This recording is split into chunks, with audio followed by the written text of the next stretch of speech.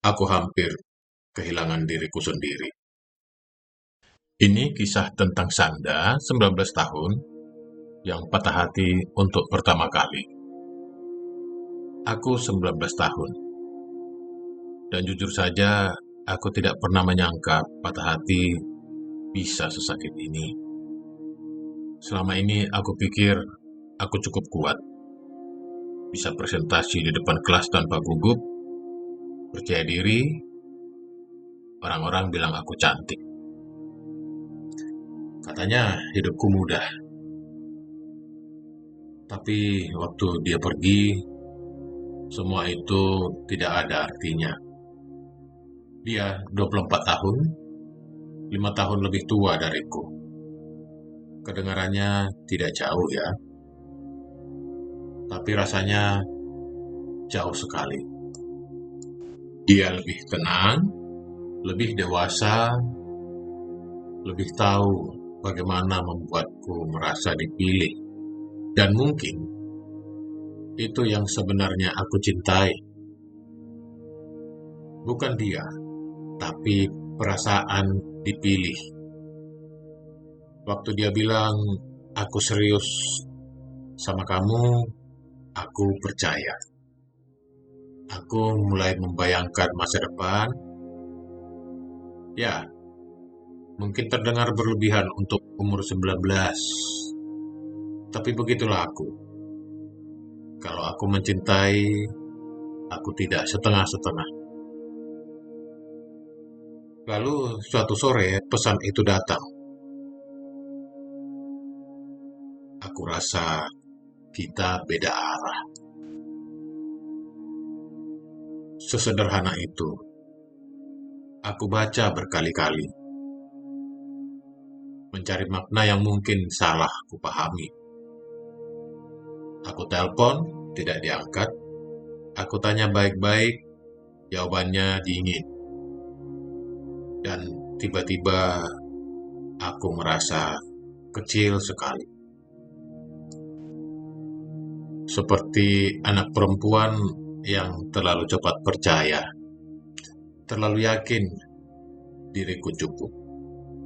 Aku tidak langsung menangis. Aku cuma diam, dan satu hal yang langsung muncul di kepalaku, apa yang salah dari aku? Aku berdiri di depan cermin, kurang dewasa, kurang menarik, kurang pintar.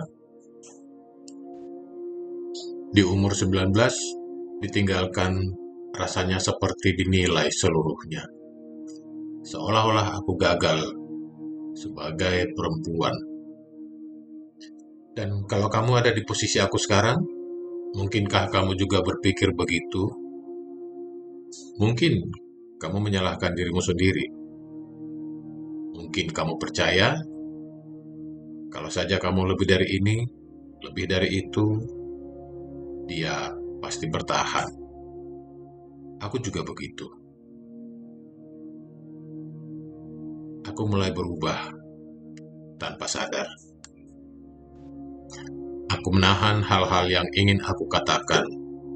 Aku mencoba terlihat lebih dewasa, lebih tenang, lebih cukup untuk dia. Aku hampir kehilangan diriku sendiri. Sampai suatu hari, aku tahu sesuatu. Ternyata dia dekat dengan perempuan lain. Bahkan sebelum semuanya selesai. Ternyata di belakang, dia sering bilang aku terlalu kekanak-kanakan. Lucu ya, dia tahu aku 19 tahun, tapi dia menuntutku jadi 24. Waktu aku tahu itu, rasanya bukan cuma sakit, tapi seperti ditampar pelan oleh kenyataan. Aku hampir percaya bahwa aku memang belum cukup. Aku hampir belajar menerima diremehkan. aku hampir menjadi seseorang yang bukan aku. Dan malam itu, untuk pertama kalinya, aku tidak berdoa supaya dia kembali. Aku cuma bilang, Tuhan, kalau ini caramu menjauhkan aku dari sesuatu yang lebih buruk, tolong kuatkan aku. Dan pelan-pelan, aku mulai melihat ini dari sisi lain. Bagaimana kalau ini bukan penolakan? Bagaimana kalau ini justru perlindungan? Bagaimana kalau aku ternyata diselamatkan sebelum mencintai lebih dalam dan terluka lebih parah? Aku masih 19 tahun. Aku masih belajar. Mungkin aku akan jatuh cinta lagi. Mungkin juga aku akan salah lagi. Tapi satu hal yang mulai aku mengerti, tidak semua yang pergi berarti aku tidak cukup. Dan kadang